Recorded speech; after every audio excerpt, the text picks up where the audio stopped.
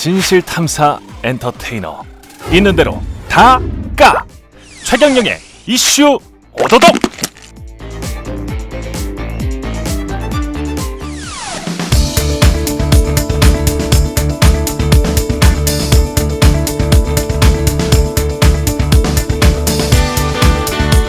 큰 소리 내지 않습니다. 막말은 사절합니다. 고품격 진실탐사 정치 특화 방송 최경영의 이슈 오도독. 네, 최경영의 이슈 오도독. 어제에 이어서 오늘도 또 뵙네요. 진실탐사 엔터테이너 최경영입니다. 어제 이 시간에 민주당의 정체성에 대해서 남자 3명이 모여서 이야기를 했는데 제가 울끈불끈 잠시 했습니다. 5.18 관련해서 이야기가 나오는데 쿠데타까지는 참았는데 5.18 피해자 사람이 죽었는데 그렇게 이야기하는 거는 좀 아니다 싶어가지고 그 부분은 제가 울끈불끈 한 부분에 관해서는 사과를 안 드리겠습니다. 왜냐? 그럴만했다. 저는 그렇게 생각하고요. 오늘도 이 비슷한 선상에서 민주당의 정체성 그리고 또는 확장성 함께 맞는 비냐, 저는 이렇게 표현합니다. 함께 맞는 비냐 아니면 결국 혼자 쓰는 우산이냐. 쉽지 않는 선택인데 민주당 전략공천위원장을 맡은 도종환 의원은 이런 말을 했다고 하네요. 전략지역과 후보자 선정으로 민주당의 정체성, 개혁성, 확장성을 대내외에 보여줄 수 있도록 노력하겠다. 결국 근데 누가 어떤 후보자가 정체성도 있고 개혁성도 있고 확장성도 있느냐. 그 부분이 문제겠죠. 오늘 이 부분에 대해서 하실 말씀이 굉장히 많으신 분입니다. 원통하고 서럽지만 영원한 민주당 당원이라고 울부짖었던 정봉주 전 의원 함께했습니다. 안녕하십니까? 예, 반갑습니다. 정봉주입니다. 예. 제가 사실 그 KBS 언론 노동조합을 딱 3개월 했습니다. 3개월. 근데 제가 해직당한 그 전력 때문에 사람들이 제 노동조합 굉장히 오래 한 줄 아는데 그때 그 별명이 미주리 깔때기였어요. 미주리 깔때기는 뭐예요? 미주리 대학 미주리에서 이제 제가 그 저널리즘 대학원을 나왔는데, 그래서 미주리 대학은 미주리주는 어디죠? 미국? 미주리주는 미국 딱 중앙에 있습니다. 아, 그렇군요. 촌이에요. 깡촌이라고 보시면 됩니다. 미주리 깔때기가 그러니까, 이제 정봉주 의원과 만나서 서로 이제 깔때기를 서로 이야기를 하는 거예요. 오늘 무슨 폭탄 선언 뭐 이런 거. 아이, 그런 건 없고요. 저는 이제 요즘은 그 깔때기 별명이 사라졌어요. 아, 그렇군요. 이번 그 당에 이제 총선 신청하고 강서구에서 언론과 싸우면서 저는 언론과 싸웁니다, 늘. 언론의 집단 조리돌림을 당하면서 한 달을 싸웠거든요. 그러면서 본의 아니게 거물이 돼 버렸어요. 아니, 원래 거물이셨잖아요. 아니, 저는 이제 이렇게 아까 진실탐사 엔터테이너라고 하셨는데 이제 저는 정치의 문턱을 낮추고 정치의 뽕을 제거하는 그래서 어깨뽕. 뽕을 여기서 이제 뽕을 제거하는 건 정봉주의 뽕을 제거하는 게 아니고 뽕이 많이 들어가 있잖아요. 그렇죠. 그 대면이요. 그래서 그런 권위주의를 없애자고 하는 폴리테이너. 제가 이제 최초의 폴리테이너라고 주장하고 제 이제 후계자가 정청래. 아, 그렇게 되는군요. 그래서 이제 폴리티션이면서 국민들이 좀 경쾌하고 즐겁게. 근데 이제 자꾸만 가벼운 컨셉으로 가는데 그게 아니고. 계보가 이렇게 쭉 이제 만들어지시겠습니다. 곧 있으면. 이미 복라인은 여기저기 많이 있어요. 정부 내에도 있고. 그 국회에도 있고. 이번에 제가 들어가면 복라인 의원들이 한 15명에서 20명쯤 됩니다. 이번에 들어간다는 게 이번에 출마를 하십니까? 출마해야지 꼭 되는 건 아니지 않습니까? 이게 무슨 말씀인지 모르겠어요. 저는 물구나무 서서라도 이번에 들어간다니까요. 물구나무를 서서라도 들어간다. 정 못 들어오게 되면 쪽문으로도 들어갑니다. 재보궐선거 혹시 말씀하시는 겁니까? 아니면은 2번이라 그랬죠. 2번입니까? 2번이라고. 어떤 의미일까요? 좀 더 구체적으로 계속 말씀을 안 하셨어요. 요즘 관련해서. 구체적으로 얘기 안 합니다. 선문선답. 그게 이제 제가 12년간 생태계, 또 다른 생태계에서 살고 있었잖아요. 현역의 생태계가 있고 이제 비현역의 생태계가 있는데 저는 비현역의 생태계에서 살고 있는데 많은 국민들은 아직도 저를 현역으로 알고 있어요. 하도 방송에 나오니까.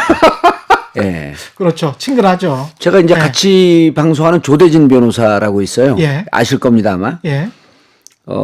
그 모친께서 순천에 계신데 조대진 변호사한테 그런데요.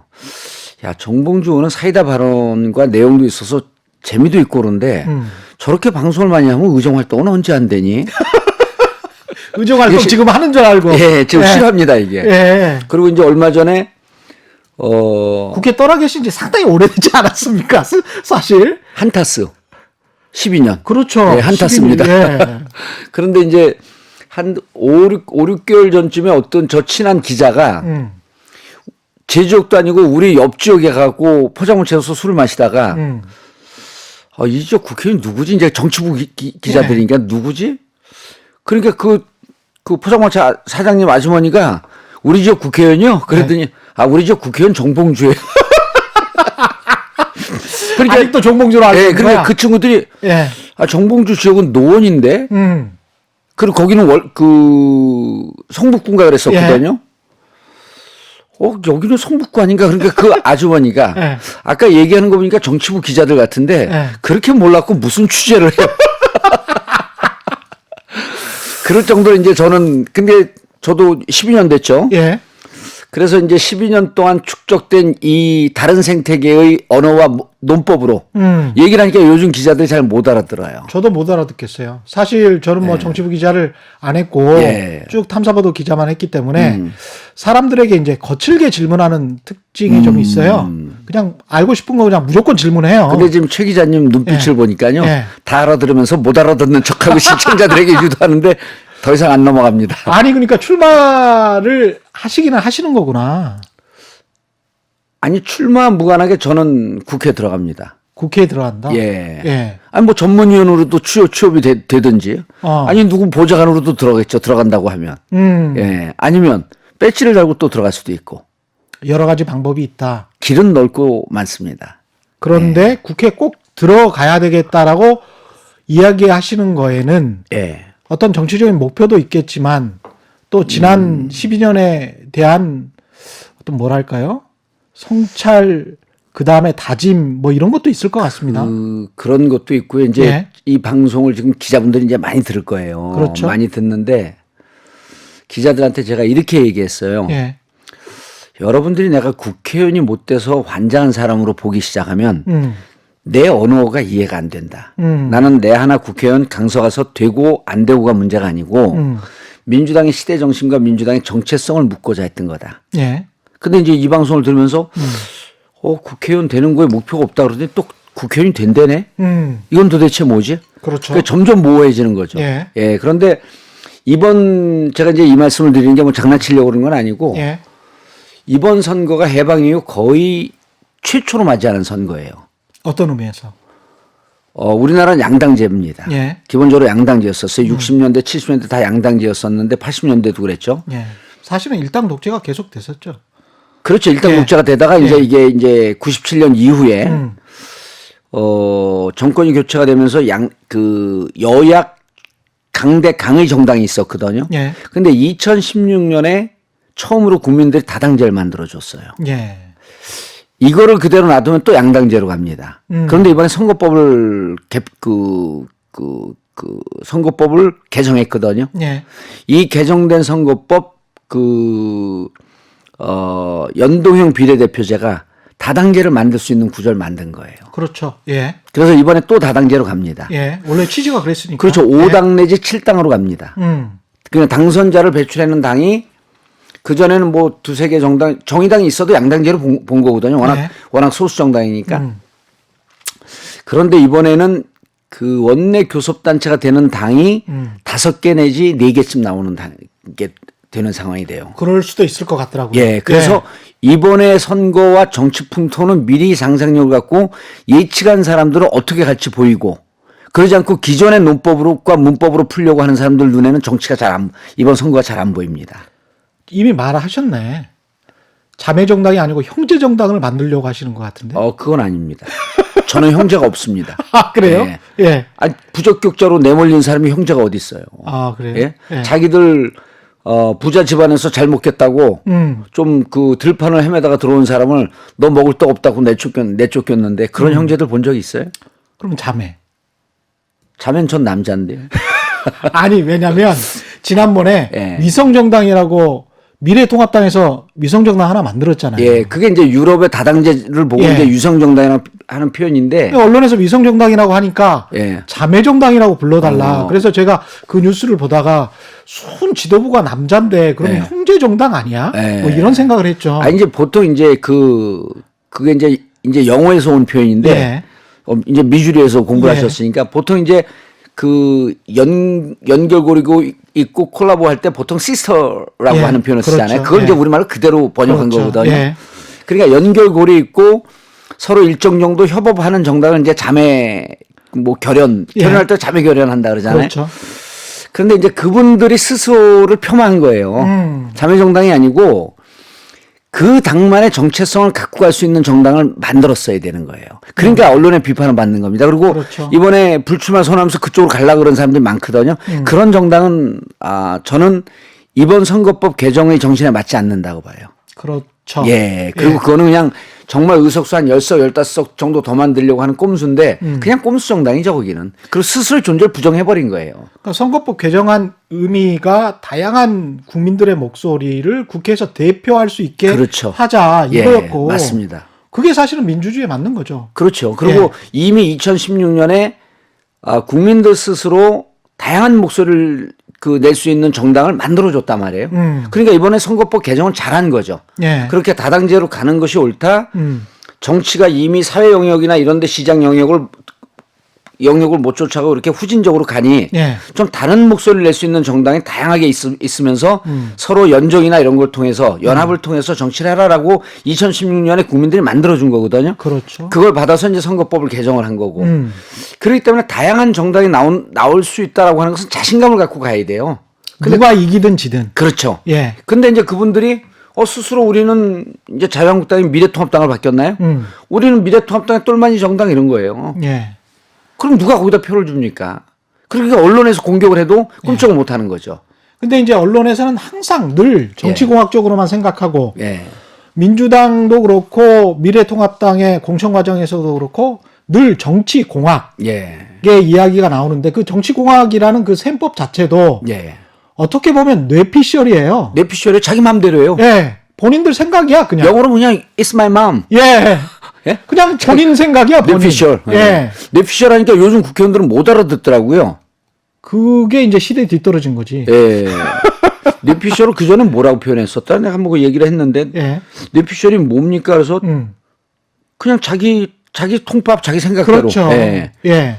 그러니까 정청래 의원이 물어봐요. 뇌피셜은 어떻게 나온 겁니까? 그래서 오피셜은 공식적인 얘기인데 내 마음대로 그 결정하는 걸 뇌피셜이라고 해. 그렇죠. 그러니까 형 하나 또 배웠네 그러더라고요.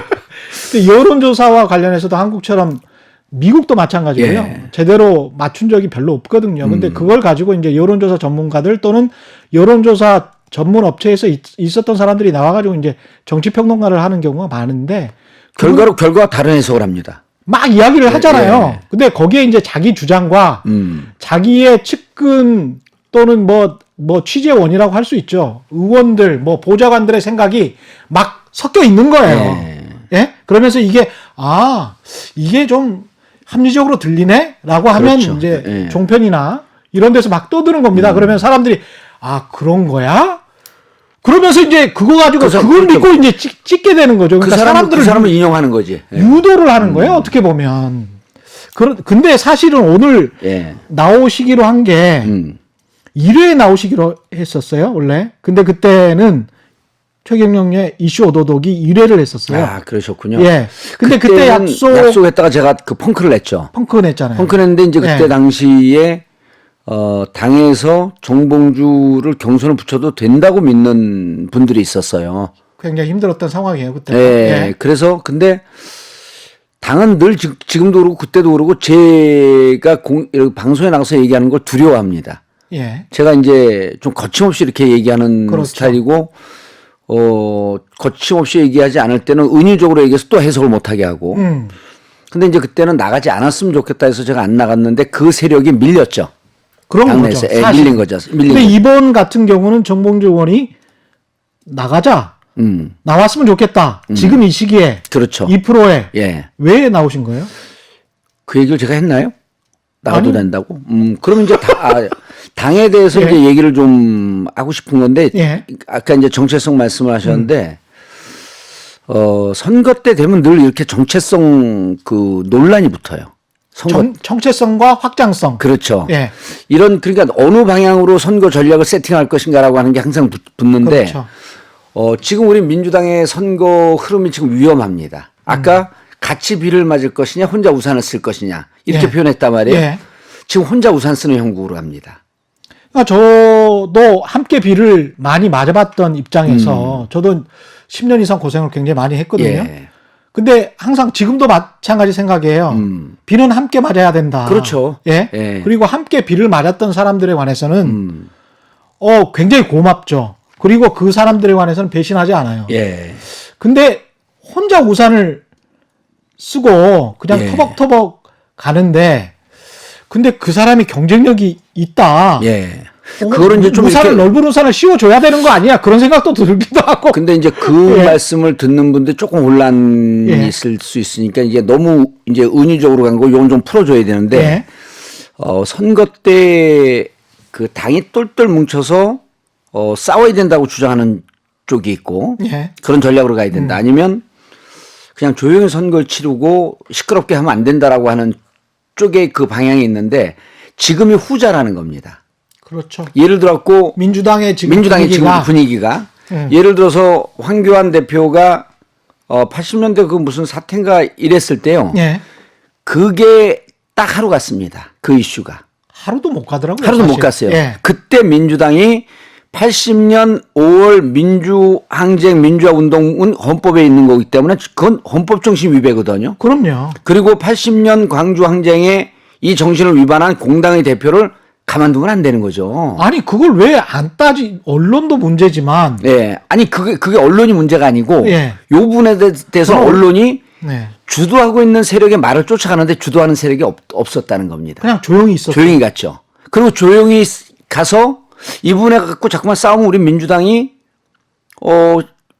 좀 정치적으로 좀 손해 볼 것 같아. 이런 분위기가 지금 팽배해 있다는 거예요. 어제 김갑수 쌤이 이야기한 게 딱 그거예요. 예. 5.28 이야기하면 안 될 텐데 무슨 뭐 쿠데타 이야기하면 안 될 텐데 그래 왜 안 돼요?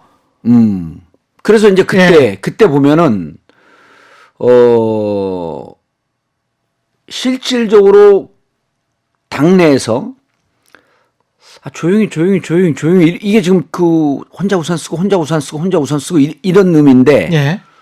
자 처음에 이 총선 국면이 들어가기 한 120일 전 90일 전 이때는요 20대 국회를 망친 야당 심판론이 컸습니다. 예.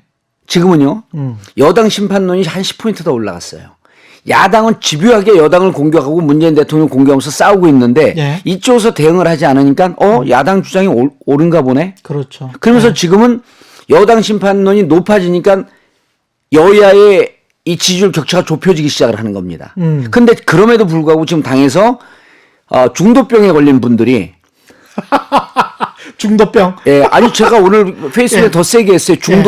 중도 뽕을 맞은 분들. 중도뽕. 예. 근데 이분들이 예. 야, 우리는 지금 중도에 호소를 하고 확장성을 가져야 되기 때문에 선명한 당의 얘기를 하게 되면은 아주 이 골수 지지자들만 우리한테 붙고 다른 중도적인 사람들은 안 붙어. 이렇게 얘기하고 있고 이렇게 얘기하고 있는 사람의 대표 주자가 금태섭 의원이고 김혜영 의원이고 이런 사람들입니다. 그렇군요. 예, 제가 실명 거명할 때는요. 무척 세고 자신 있기 때문에 얘기를 하는 겁니다. 네. 김모 최고위원, 금모 의원 이렇게 얘기하지 않고 금태섭, 김혜영 이분들이 자기들 실명을 걸고 언론에 나와서 우리 당의 입장에 대해서 그 김남국에 대해서 까고 그랬거든요. 네. 그러니까 그걸 제가 정확하게 디펜스를 해줘야죠. 예.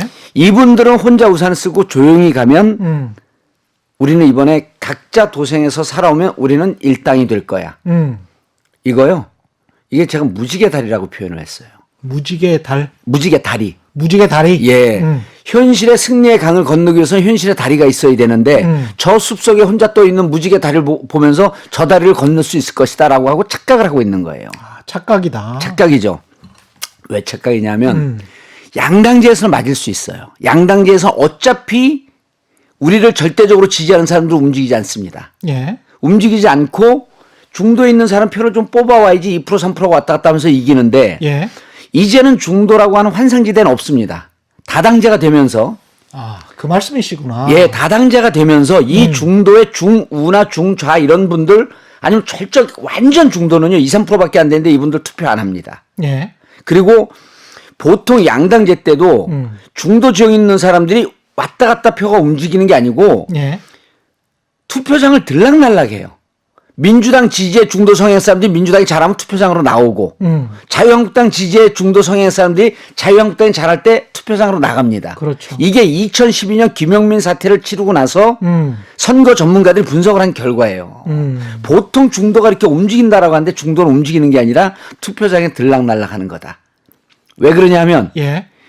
그때 김용민과 싸웠던 그 자유한국당인지 뭐 당명이 하도 자주밖에 없고 예. 한나라당인지 새누리당인지 예. 뭐 어떤 당이 있었겠죠. 그분은 예. 이전에 얻은 득표수에서 거의 똑같이 얻었어요. 아. 근데 김용민이 예. 정봉주에 얻었던 것보다 적게 얻었습니다. 이거는 김용민이 창피해서 김용민을 지지하고 있는 소극적 지지층이 투표장에 안 나왔다는 거로 보는 겁니다. 좌우로 움직였으면요. 예. 표가 그쪽으로 빨려 들어가야 되거든요. 음. 그쪽 표는 그대로였었던 거예요. 그렇구나. 예, 그래서 이게 2012년 낙검수를 공격할 때 제대로 된 이 분석을 한 그 분석 전문가들이 예. 김용민 때문에 10석 20석 날라갔다라고 하는 것은 착각입니다. 다만 김용민 때문에 저쪽으로 더 가지 않고 우리들 지지율이 좀 적게 나왔을 뿐인데 이게 극심하게 적게 나온 건 노원갑이고 다른 지역에서는 별 영향이 없었습니다. 이렇게 표현을 해요. 그렇군요. 예, 그래서 근데 이제 양당제에서도 그런데 다당제가 됐기 때문에 중도 성향을 갖고 있는 사람들이 지금 5당으로 세팅이 됐잖아요. 그렇죠. 그런데다 이제 그 조원진 당도 또 있고 그런데도 3% 얻겠다는 거 아닙니까? 예. 3%만 얻어도 5석, 6석이에요. 그렇죠. 예. 그분들이 중도나 극좌나 극우는 빨리 빠져나갈 곳이 있고 그럼 민주당은 철저하게 나를 지지하고 있는 사람들에게 확신을 주고 자부심을 주고 우리가 하고자라고 하는 부분에 대한 선명하고 분명한 입장을 얘기할 때 우리 중심으로 쓰면서 예. 약간 옆에서 그 소극적인데 조금 더 강력한 지지 성향을 보이고 있는 사람들이 민주당이 검찰 개혁에 대해서 분명하게 얘기하네. 그럼 이 표는 조금씩 붙어준다는 거예요. 예. 그래서 다당제에서는 유럽의 정당 체제가 그렇습니다. 예. 철저하게 자기 지지 성향의 분들에게 호소하고 그들이 투표장으로 나오도록 해야 한다. 근데 지금 민주당은 무슨 얘기야? 그런 얘기하면 안 돼. 오늘도 보세요. 어젠가 오늘 심재철 의원이 대통령 탄핵 얘기를 하잖아요. 민주당에서 최재성 의원만 거기에서 항변하고요. 의원들 다 마스크 쓰고 있어요. 코로나19 때문에 마스크 쓰라고 그러지 누가 정치적으로 마스크 쓰라고 그랬어요? 그거 아니거든요. 예. 그런데 그러면, 지금 민주당이 그런 모습을 보이는 거예요. 근데 민주당 입장에서는 예. 이게 아무래도 선거 때 예. 그래도 그 곳간에 뭔가 부자들이 많이 있는 것 같으니까. 그래서 지금 민주당 전략이 부자 몸조심. 예, 몸조심하는 것 같은. 예, 부자 그런- 몸조심하다가 예. 살림 다 거덜납니다. 근데 뭘 그러면 이야기를 해야 예, 지금 말한 정책성과 확장성과 혁신성이 예. 다 포함이 될 이야기들이 뭘까요, 그러면? 첫 번째 주제 많이 예. 있죠. 첫 번째 20대 국회에 대해서 예. 끊임없이 복귀를 해야 됩니다. 20대 국회가 그러면 왜 이렇게 망가졌냐? 망가졌냐? 그때 제가 이제 20대 불출마하면서 불출마 선언하면서 의원들이 그때도 그 불출마하는 분들도 약간 중도적 성향의 의원들이거든요. 그분들이 불출마하면서 양비론으로 갔어요. 그러지 않습니까? 그랬죠. 자유한국당을 비판하면서 동시에 민주당도 창피해 죽겠다 그래요. 정치 혐오 쪽으로 좀 가버렸죠. 예. 그거는 보수의 논리입니다.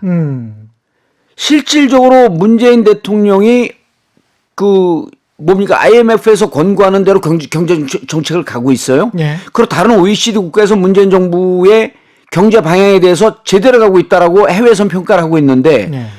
경제를 망가뜨린 대통령이라고 계속 얘기하고 있잖아요.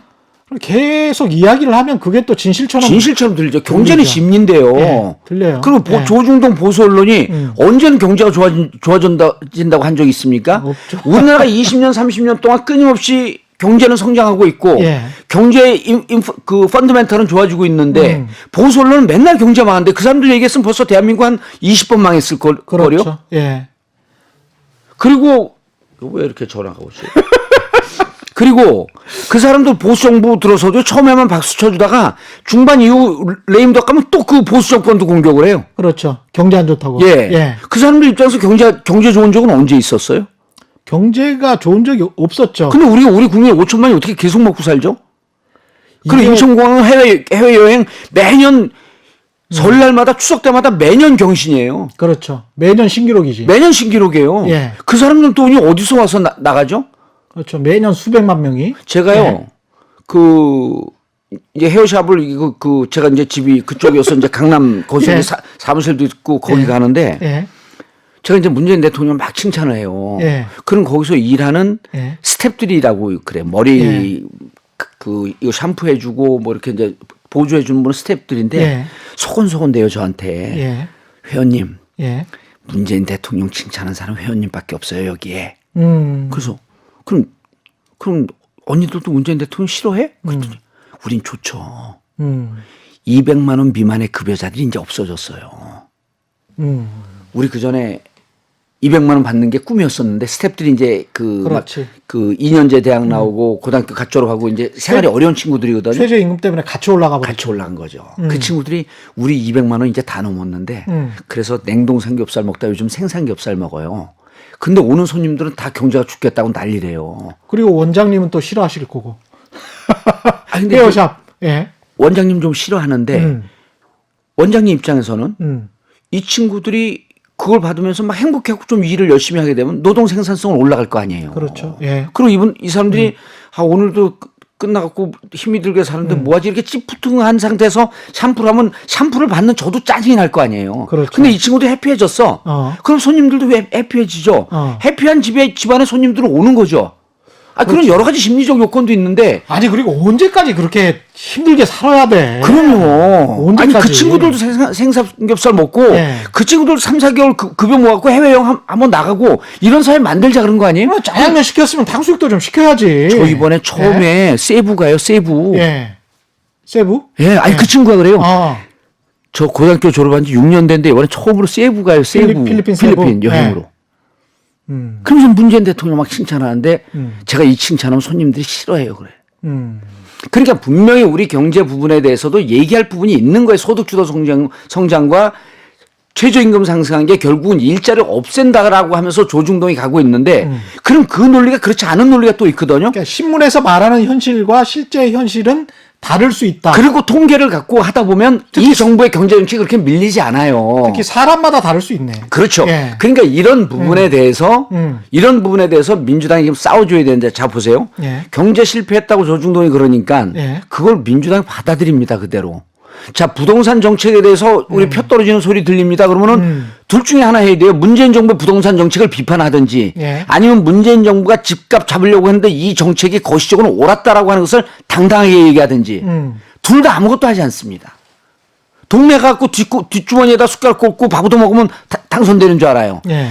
유권자들은 바보가 아닙니다. 유권자들은 당신이 우리들에게 무엇을 주었고 무슨 확신과 무슨 당당함과 무슨 정책으로 어떤 비전을 보여주느냐를 보는 거예요. 그렇죠. 근데 민주당은 지금 스스로 노무현 정부 실패할 때하고 비슷한 길로 가고 있어요. 이 얘기 자기 입으로 하고 있어.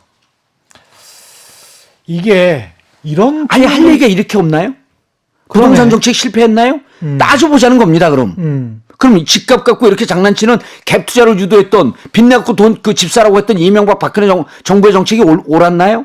그리고 전 국민을 빚덩이에 앉혀버린 이게 옳았나요? 이런 거 갖고 왜 안 따지냐는 겁니다. 그리고 자 우리 IMF에서 추경 70조, 80조, 120조 하라 그러는데 120조 하라는데 우리 70조만 갖고 돈 어쨌든 케인지안 정책으로 돈을 풀어갖고 경제를 돌려야 되는 거 아닙니까? 예. IMF 권고사항이에요. 예. 이거 추경하라 그럴 때 누가 막았습니까? 자유한국 때문에 막았잖아요. 경제 막아놓고 경제 못 돌리게 하고 경제가 조금 어려워지니까 망했다 그러면서 그 책임 또 우리한테 돌려? 이 얘기를 왜 안 하냐는 거예요, 민주당 의원들이. 저 경제 비전문가입니다. 예. 그런데 한 페이지만 보면 알 수 있어요. 이 얘기를 안 하지 않습니까? 그 다음에, 조국 수호 당당히 얘기해야죠. 제가 그랬어요.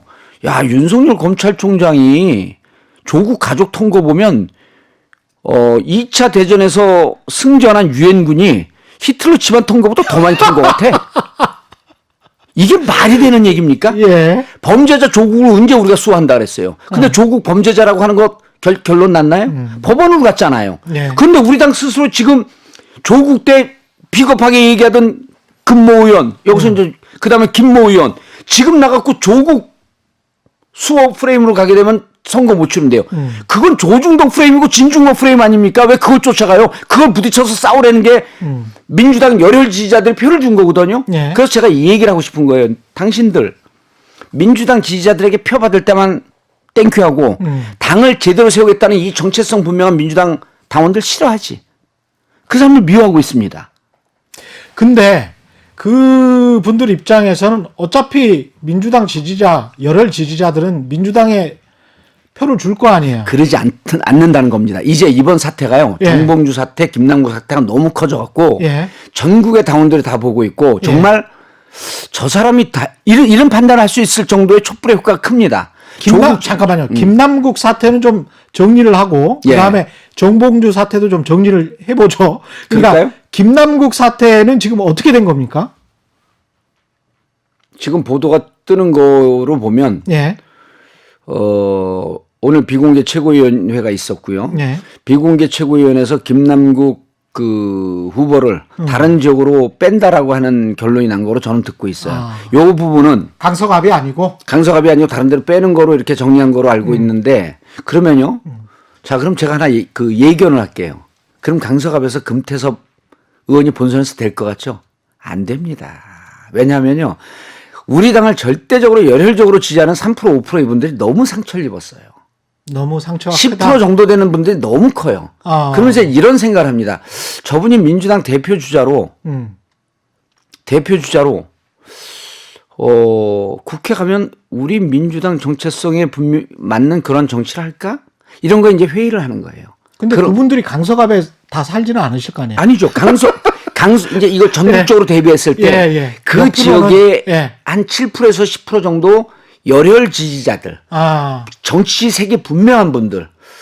한일전 축구를 하는데 우리 대표 선수를 넣어야 되는데 일본을 이기겠다고 넣어야 되거든요. 근데 가끔가다 일본 팀한테 백패스 해줄 것 같은 사람이 있어. 그런 사람 우리 대표 주자로 쓸 수 있나요? 차라리 그 사람 빼고 10명이 싸우는 게 나을 것 같아. 그 열받아서 투표장으로 안 갈 것이다? 그럴 가능성이 전 있다는 거예요. 무척 위험해진 상황이 왔습니다. 그리고 우리한테 표를 받아서 지금 중도의 바람이 불고 있고 보수화의 바람이 불고 있는 민주당이 과연 우리한테 표를 받아갖고 우리의 뜻과 같이 정권 재창출을 위해서 열심히 싸울까? 그분들은 정권을 잃어도 자기 혼자 국회의원 하면서 나 혼자 우산 쓰고 있으면 돼. 이런 생각을 하고 있는 것은 아닐까? 예. 정봉주나 김남국 같은 사람들이 나올 때 정권을 지키기 위해서 싸우지. 저 사람들은 가끔 가다가 부모님께 감사합니다 하지 않고 아리가또 고자이마스 이렇게 하지 않을까? 이런 의심이 들기 시작하는 거예요. 이 의심이 제가 이 방송을 통해서 말씀을 드리는데 무척 상황이 위험한 상황까지 왔습니다. 근데 그게 이제 합리적인 의심인가? 예. 혹시 그런 의심을 부추기고 있는 거 아닌가? 제가요? 예. 부추기는 측면도 없지 않다고 볼 수 있죠. 그래요? 왜냐하면 제 얘기를 하는 것이 또 거의 결정적인 믿음으로 이렇게 쫓아오는 사람들이 있으니까. 아니, 어떤 신문에 그 김남국 변호사에 관해서 비판적으로 한 민주당 의원이 이런 이야기를 했다라고 해요. 조국 수호 프레임으로, 조중동 프레임으로 말씀하셨던 것처럼 금태섭 의원이 공격을 한 게 나쁘다, 해당 행위다 라는 식으로 이야기를 하는데 김남국 변호사 자체가 금태섭 의원의 지역구인 강서갑을 신청한 것 자체가 조국 수호 프레임을 스스로 자초한 것이다. 왜냐하면 김남국 변호사는 조국 키드 중에 한 명이라고 이미 이미지가 그렇게 돼 있기 때문에 이게 이제 민주당 의원의 주장입니다. 그래서 본인이 쉬운 싸움을 하려고 들어온 거 아니냐. 아, 그분 뇌피셜은 2단계 뇌피셜이네. 상당하죠. 예, 예. 그 2단계 뇌피셜이고 그런 분들이 그러니까 지역에 가서요. 예. 민주당을 막 비판하는 민주당을 찍을 것처럼 그 사람들이 이제 이런 분들이 제일 무서워요. 예. 난 민주당 지지했었는데 당신들 요즘 하는 꼴을 보니 뭐 김남국을 걷다 갔다 받고 정봉주 나오는 거 보니 이제 난 민주당 지지 못하겠어. 이런 사람들 세작입니다. 예. 애당초 민주당 안 찍었던 사람들이에요. 그렇게 보시는구나. 예. 철저하게 작전 세력이죠. 아, 근데 그분들은 예? 가령 저를 만난 어떤 다른 사람들, 난 진짜로 민주당 이제까지 찍어 왔는데 예. 이렇게 하면 민주당 너무 실망이야. 이런 사람들이 또 있죠. 있죠. 그런 분들도 있죠. 예. 그런데 이제 주로 댓글에서 이런 그 조직적으로 작업하는 사람들은 대체로 이럽니다. 정봉주나 좋아했었는데 지금 하는 꼴 보니 정봉주 싫어. 이게 공식이에요. 아. 이게 공식입니다. 자, 그럼 조국 문제 나왔을 때 저쪽에서 조국 그 방금 민주당 의원이 한 얘기가 보수 진영과 특히 보수 진영의 지금 천병임을 자부하고 있는 그 진모 아저씨가 예. 진모 동생이 예. 예. 그 쓰는 건데요. 예. 그때 우리가 조국 집회할 때는요. 그런 얘기를 못 했어요. 바짝 엎드렸고 숨죽여 있었습니다. 이게 조금 그 사그러지니까 그 바퀴벌레처럼 또 나오는 거거든요. 또 언론이 부각시켜주고. 예. 자, 이렇게 비판을 했는데 조국 교수 다 무죄 나오면 어떡할 겁니까? 그럼 그때 입식겠죠. 이게 이 프레임은 이미 정해져 있어요. 그러니까요. 그래서 제가 그때는 어떻게 하냐면 지금도 이제 슬쩍슬쩍 흘리는 게 예. 야, 직권남용과 관련해서 판사들이 계속 저렇게 무죄를 받는 거 보니 재판부가 이미 짜고 있는 거 아니야 라는 식의 뉘앙스를 한두 개씩 흘린단 말이에요. 예. 그게 이제 기사의 그 행간을 보면 나옵니다. 그러니까 나중에 유재수 사건도 마찬가지고 표창장도 마찬가지 다 이런 사건들이 조국 전 법무부 장관과 관련이 없다. 무죄다라고 나왔을 때 그때는 정권의 편을 든 재판부, 예. 사법부, 대법원장 이쪽에 문제가 있는 거 아니냐는 쪽으로 몰고 갈 가능성이 민주당이 왜 그런 얘기를 해요? 민주당이 굉장히 크죠. 민주당이 왜 그런 얘기를 해요? 지금요. 보세요. 자, 이미 재판부가 조국 교수의 부인 정경심 교수의 손을 들어줬어요. 예? 이런 얘기를 하고 조국 프레임을 걸면은 이 문제 제기를 하면서 저는 싸워야 된다는 거예요. 예. 1차 기소가 9월 6일 날 조국 청문회 때 밤 10시 반에 기습 기소를 했습니다. 그 기습 기소에 대해서 그게 왜 그러냐면 9월 7일이 공소시효 7년 만료기 때문에 그날 할 수밖에 없었다는 거예요. 이게 검찰의 설명이거든요. 그리고 기소 이후에 수집된 증거는 증거 능력이 없잖아요. 근데 11월 11일 날 빼빼로 돼 있을 때 또 그 기소를 합니다. 예. 그리고 11월 11일까지 자그마치 2달 가까이 증거 수집한 걸 9월 6일 기소한 거에다 다 붙여버린 거예요. 저는 재판장을 다 들어가 봤잖아요. 그러니까 재판장이 뭐라 그랬어요? 검찰, 당신들 기소 똑바로 하세요. 자, 9월 6일 기소한 내용에 그 이후에 증거 수집한 건 넣으면 안 돼요. 그렇죠. 예.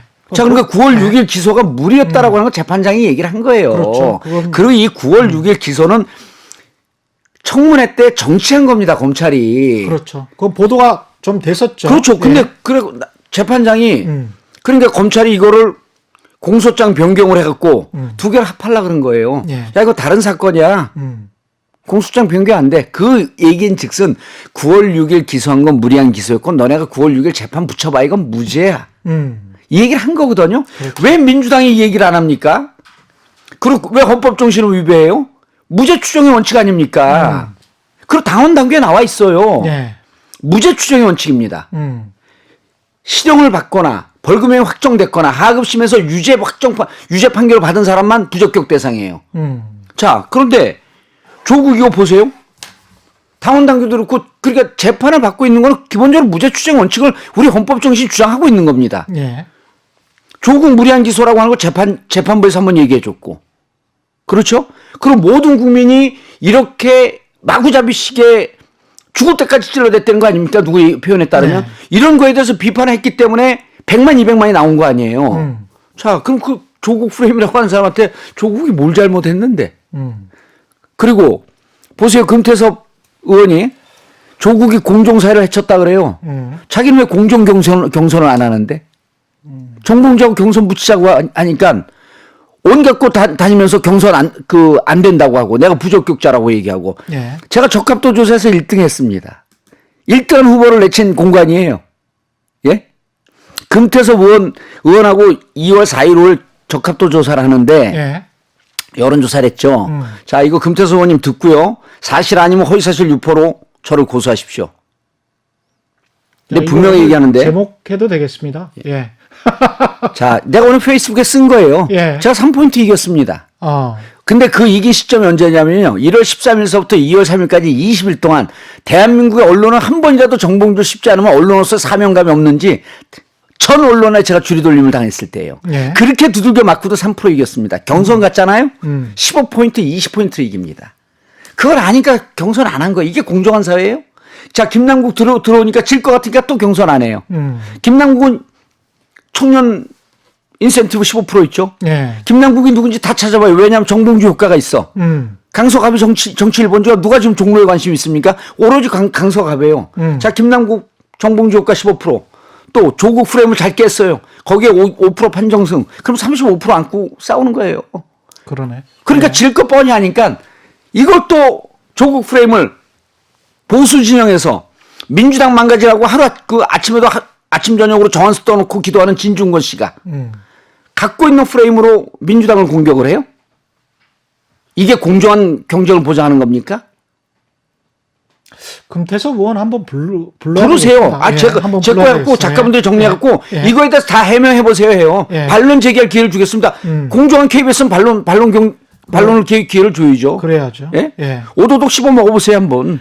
아니 근데 예? 그 관련해 가지고 찜찜했던 부분들 당시에 첫 번째는 이제 대법원에서 무죄 판결이 대법원이 아니고 1심에서 예. 1심에서 무죄 판결이 나왔다고 하지만 그때 당시에 이제 그 자리에 있었느냐 없었느냐 영수증이 있었느냐 없었느냐 관련해 가지고 이제 거짓 말을 한 게 아니냐. 예. 그게 이제 공관의 입장인데. 그거 하나 하고 예. 그다음에 1심인데 언제 다시 이 일종의 이제 미투가 굉장히 민감하니까 그 부분에 대해서 이제 예. 제가 더 이상 나가시기 전에 예. 판결문을 3개를 소개시켜 드릴게요. 오케이. 예. 검찰이 미투 피해 여성이라고 하니까 재판부가 묻습니다. 예. 이게 미투 사건인가요? 그 검찰이 버벅거려요. 예. 공소장 분명히 하세요.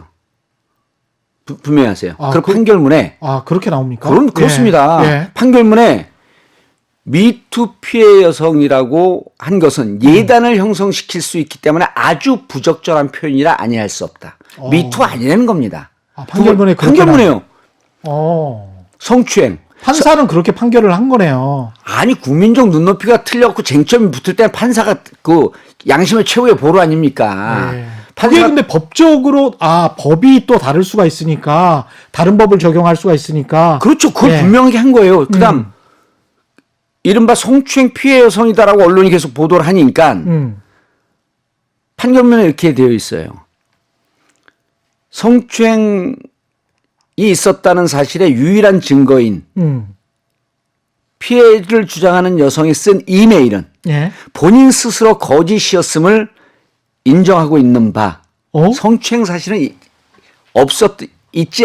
있었던 것으로 볼 수 없다. 성추행 없었다. 미투 아니다. 세 번째 지금 거짓말 얘기하시잖아요. 이메일이 거짓이었어요? 이메일이 없었어요? 이메일이 있는데 예. 그걸 마치 나하고 관계가 있는 것처럼 거짓으로 쓴 거예요. 그걸 거짓이라고 법정에서 확인합니다. 그래요? 그럼요. 그 다음에 세 번째. 자, 갔는데 가지 않았다고 주장하다 결국은 간 영수증이 나왔다. 프레시아는 저를 거짓말장이라고 얘기했습니다. 예. 그리고 저는 무슨 얘기냐 기억이 없었는데 샅샅이 내 흔적을 찾다 보니까 그게 나왔고 그러니까 내가 갔었구나라고 하는 게 기억이 없었지만 내 스스로 신용카드 영수증을 내면서 내가 갔었다라고 하는 사실을 스스로 보여준 거다. 판사가 이렇게 판결문을 씁니다. 당시 자신의 흔적을 찾으려고 변호인 4명과 당시 만났던 사람들 이런 등등을 찾아다니면서 자신의 흔적과 행적을 찾으려고 혼신의 노력을 기울였다. 예. 이런 것으로 보아 거짓말을 한 것이나 거짓말을 할 상황이 아니었다고 본다. 거짓말 아니라는 겁니다. 지금 거짓말이라고 그러셨잖아요. 공관위에서 거짓말을 했다는 거예요. 그것도 변호사가 그렇게 주장을 해요. 내 판결문 안 봤다는 얘기입니다. 아니면 판결문을 보고도 정봉주는 죽여야 됐다라고 미리 결론을 내고 들어갔든지. 아니 판결문을 다 뿌렸어요. 이거 보시라고. 성추행 아니다, 미투 아니다, 거짓말 아니다. 근데 거짓말을 했대요, 저더러.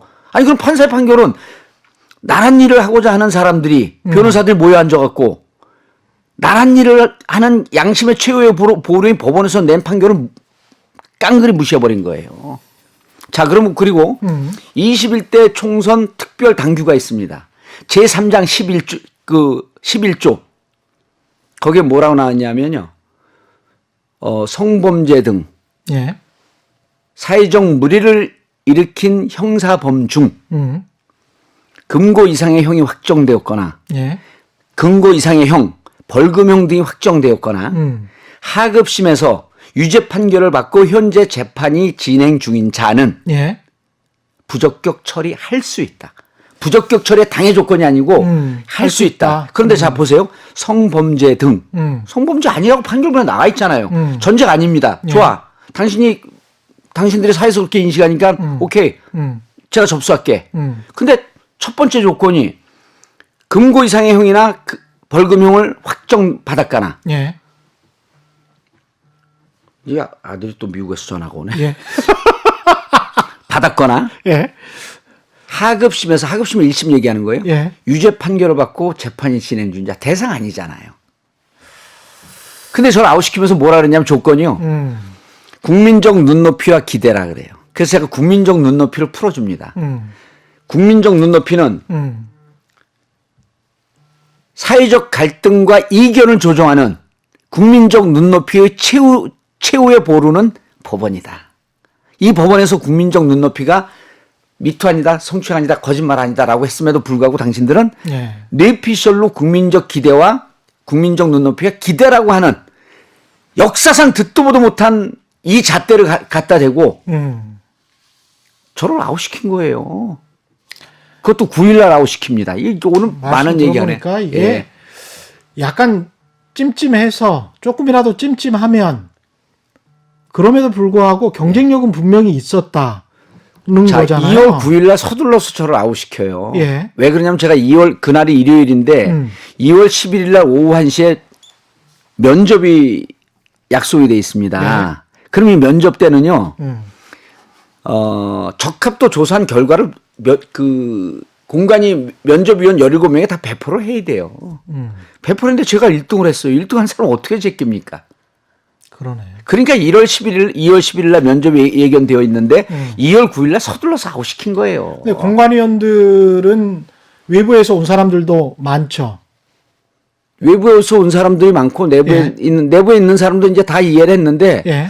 외부에서 온 사람들이 좀 강경했었다 그래요. 그래서 제가 이런 얘기를 합니다. 예. 솔로몬의 판결에서 보면 계모는 아들을 쪼개자고 하고 생모는 쪼갤 수 없으니까 그냥 데려가서 키우라 그러는 거예요. 외부에서 온 분들은 계모고 이 민주당 33년 지킨 저는 생모입니다. 그러니까 민주당 깨질까봐 제가 수용하고 빠진 거죠. 그분들 민주당 깨질지 말지 4월 15일 전에 다 떠납니다. 그렇죠. 그분들한테 이제 객관적으로 본다고 그분들은 모셨으니까. 객관적으로 민주당의 역사에 대해서 좀 알아야죠. 정봉주 어떤 삶을 살아왔는지 좀 알아야죠. 예. BBK 때 정봉주 10몇 명이 싸우다가 마지막 보니까 뒤를 돌아보니까 한 명도 없어요. 저 혼자 싸웠어요. 그건 진짜 억울하실 것 같아요. 억울하지 않습니다. 하나님께서 주신 운명입니다. 어떨 땐 부처님께서도 주시고. 한 번만 믿으시지 어떻게. 아닙니다. 정치인들은 기불릭이라고 꼭 기독교, 불교, 가톨릭 다 믿어야 됩니다. 이게 그렇게 생각을 해보면 공천이 외부에서 오신 공관위원들의 주도로 굉장히 경쟁력이 있고 현실적으로는 득표율이 높다는 사람도 자를 수 있으면 민주당이 친문이 장악하고 있다는 또 언론의 보도하고는 상호 모순이 됩니다. 민주당에 무슨 친문이 아니 대통령 지지율 43% 나오면 43% 다 친문이죠. 예? 예. 아 대통령 그 국정수행 아니 친문이 장악하고 있으면 친문들이 마음대로 공천을 할 수 있어야 친문이 장악하는 거 아니에요? 그것도 언론 프레임이죠. 친문, 비문, 극문 이런 걸 누가 나눠놨어요? KBS에서 나눠놨습니까? 아니, KBS는 그런 말 잘 안 해요. 요즘 한국일보가 열심히 나눠놓대. 그냥 과거에 이제 친박, 진박처럼. 근데 그때는 그런 어떤 행위들이 있었잖아요. 있었잖아요. 지금 진짜 뇌피셜의 주관적 판단. 내 맘대로. 근데 또 그 나오신 분들 중에 뭐 김갑수 쌤도 마찬가지고 네. 일부 분들은 친문이 진짜로 장악하고 있다. 장악했다. 제가 그게 사실이다. 제가 한 말씀만 드릴게요. 예. 외부에서 보시는 평론가 분들은 막상 정치의 코어나 중심에 들어오면 정치를 잘 모릅니다. 바둑 그렇구나. 들고 장기 두고 예. 둘 때도요. 분수 두는 사람 다 아는 것 같아요. 그분들 단점이 뭔지 압니까? 예. 침이 많이 튀겨요. 비말, 감염, 예. 바이러스. 코로나19에 아주 예. 그냥 그 조심하시고요. 결정적. 예. 이렇게 따져놓고 보면 지금 나와 있는 결과로는 김남국 변호사가 말씀하신 대로 무조건 이기니까 배제하는 거 아니에요. 예, 배제가 되고 예, 그리고 배제하라고 예. 조국 수호 프레임을 야당에서 우리 죽이려고 하는 프레임을 같은 당 후보로 치는 데 써요. 그분은 정치하면 안 될 것 같아요. 그런 식으로 따지면 예. 어떻게 보면 예. 그 정체성은 좀 잃더라도 예. 확산성이라는 측면에서는 그게 꿈이라니까요. 그게 꿈이다. 꿈이에요. 아. 그거를 이미 그 안희정 그 충남지사가 대선 때 그 중도표로 해야 된다면서 중도적 발언하면서 무슨 연정 제시하고 그럴 때 당의 원로 분들이 만났고 그 얘기를 했다고 그래요. 예. 야, 안 지사. 그쪽 지금 보수성이 강한 지역 갖고 8년 동안 살다가 이게 감이 좀 떨어진 모양인데 중도 지역에 있는 사람들 당신 찍을 것 같다 막상 선거되면 당신 안 치고 예. 결국은 우리 지지자들의 우리의 정체성 갖고 이게 반드시 세워야 돼. 예. 그래야지 중도적에 있는 사람들도 민주당 제대로 하네 이러면서 딸려오는 거야. 그 사람들 쫓아가면 결국 그 사람들 아니나 다를까 안희정 지사가 막 20% 이렇게 올라가다가 마지막 가면서 쭉 펴고 지지율이 빠지는 거예요. 예. 그래서 결국은 진영의 자기 정책성과 자기 철학의 논리로 붙을 때 오는 거라는 게 이게 선거 때마다 입증이 된 겁니다. 근데 지금 보세요. 중도 가면서 조용히 하는 사람들이요. 예. 6월 1일 국회 못 들어옵니다. 제 의견을 믿으셔야 됩니다. 그러면 민주당은 지금 위기에 처해 있어요. 무척 위험한. 참패를 할 가능성이 높네요. 제가 이제 예. 그 제 친정인데 민주당 참패를 예견할 수는 없지만 지금 상황에 이미 적신호가 들어오고 있다라고 하는 거는 저는 오래 정치를 해보고 데이터에 입각해갖고 얘기하는 이런 나름대로의 그 근거를 갖고 있는데 지금 무척 시그널이 위험합니다. 그냥 항로를 바꿔야 된다. 그 사람들 그런 주장 해이죠. 그럼 이쪽에서 정체성 분명해야 된다라고 하는 주장하는 사람이 누구였었냐면 정봉주였거든요. 예. 그럼 정봉주가 오른지 금태섭이 오른지 강서 지역에서 한번 경선을 붙여보자는 얘기였었어요. 저는. 예. 그럼 강서가 정치 1번지가 됐으니까 전국적인 바로미터가 정봉주가 맞는지 금태섭이 맞는지 딱 판가름이 수 나면 있으니까. 그럼 예. 그 다음에 당의 방향을 정하면 되지 않습니까? 당원 50%, 그 다음에 지역구민 50% 이렇게 그렇죠. 되는 거죠. 예. 금태섭 의원이 제가 1월 12일, 1월 13일 날 강서 갑 간다고 선언할 때 동네방네 돌아다니면서 경선 못합니다라고 얘기했을 게 아니고 와라 정봉주. 당신이 거물처럼 좀 방귀깨나 끼고 다녔나 본데 여기가 어디라고 감히 내 안방에 도전장을 던지냐. 경선 깨끗이 붙자. 이러면 금태섭 큰 정치인 됐어요. 저는 금태섭한테 그 깨져서 찌그러지는 쪼다 정치인 됐고요. 그렇게 선언했으면 제가 거기 들어갈 명분도 없었을지도 모릅니다.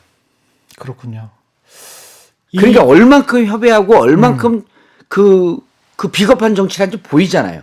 제 얘기 들으니까 좀 설득이 되시죠? 뭐 설득된다고 제가 말할 수는 없잖아요. 근데 하신 것 같은데 이미. 아직도 하시고 싶은 말씀이 좀 남았습니까? 거의 다 푸신 것 같은데. 근데 출마는 진짜 하시는 거네요. 그렇게 훅 들어온다 훅 대답하지 않습니다. 출마는 진짜 하실 것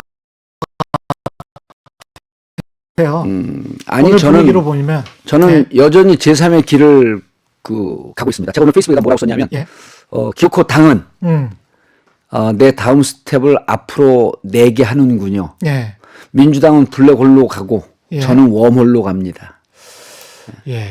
금태섭 의원이 각종 그 매체에 지금 인터뷰를 다 사양을 하고 계시는데 예. 한번 제 내용을 들려주고 예. 이거 텍스트화 해갖고요. 예. 보내주세요. 그래서 예, 보내주시고 이렇게 얘기했는데 두 분 한번 모시고 예. 다시 한번 나오실 수 있죠. 저요? 예. 언제든지 불러주세요. 예. 예. 그러면 경선 부적격자 되고 나서 백수가 되고 시간이 많습니다. 정말 하시고 싶은 말씀은 없으십니까? 마지막 했잖아요. 블랙홀과 웜홀. 그게 정답입니다. 예. 제3의 길. 다 얘기했잖아요. 알겠습니다. 지금까지 정봉주 전 의원과 최경령의 이슈 오도독 함께 나눠봤습니다. 저는 다음 주에 올게요. 단단한 껍질에 쌓여있는 궁금한 이슈를 들고 다음 이 시간에 찾아뵙도록 하겠습니다. 고맙습니다. 안녕! 예, 감사합니다.